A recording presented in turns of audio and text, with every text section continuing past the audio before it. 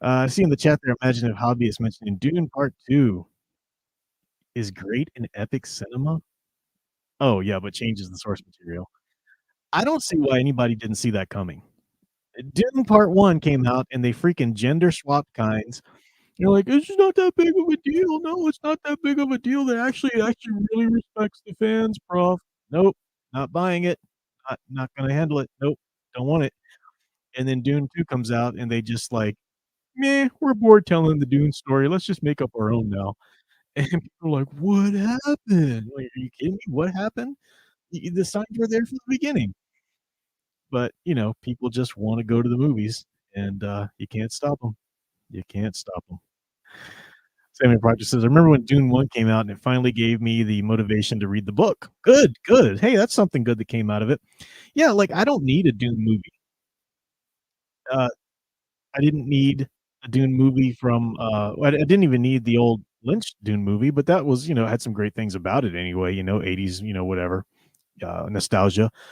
But the book is wonderful. I don't need a Dune movie, especially today. I don't need a Dune movie. When they announced the cast and they announced things they were gonna do, like, yeah, hard pass, hard pass. I don't. "Oh, it's not that bad, prof. Oh no, they just changed the one thing. Oh." But look, if they've got that mentality going in it, if they've got this mentality at which they feel that they're perfectly justified and it's no big deal if they just change, they just gender swap this character, no big deal, whatever. If they just feel that they can do that, these are the storytellers you're placing yourselves in their hands for the duration of this story. Why would you do that?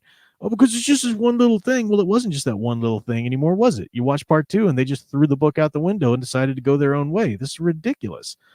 But you decide that you're just going to put up with this crap, and that's the crap that you'll continue getting. You set the bar, folks.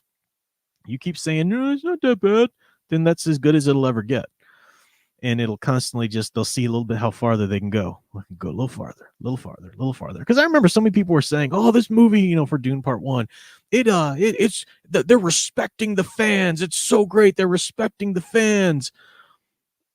And then that just gave them license. That just gave them, you were gonna support Part 2 no matter what, so they could just do whatever the heck they wanted in Part 2. I mean, read the freaking writing on the wall, folks. It drives me crazy.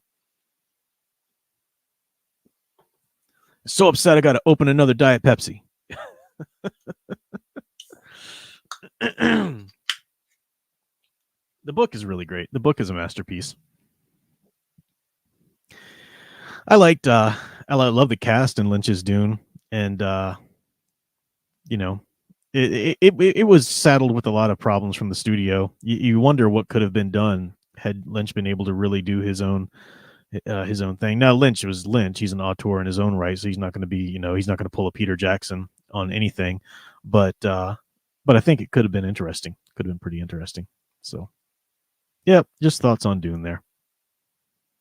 Yeah, Spidey Rule says it's just like Insomniac Spider-Man. They try to put in little drops. That's a really great analogy, Spidey Rules. Yeah, put in little drops to their agenda. Then as soon as it got popular, they blew their load on the second game. You're absolutely right. Spider-Man, the first game, such freaking amazing gameplay. You really felt like you were Spider-Man. It was wonderful, but they just dropped all these stupid little agenda things in there, changing Mary Jane to just a insufferable biatch, making you play as Miles Morales, and even an unpowered Miles Morales at that. It's like, how is this considered fun? But people put up with it because the game itself, the gameplay as Spider-Man and all this kind of stuff was cool. And you're right. They got the support, so they knew you were going to come back for part 2 no matter what. And then part 2 was a dumpster fire of ideologue agenda. It's ridiculous. And people eat it up. People can't stop playing clips on their YouTube channel. People can't stop talking about how bad it is, so we can have some content to keep talking about it.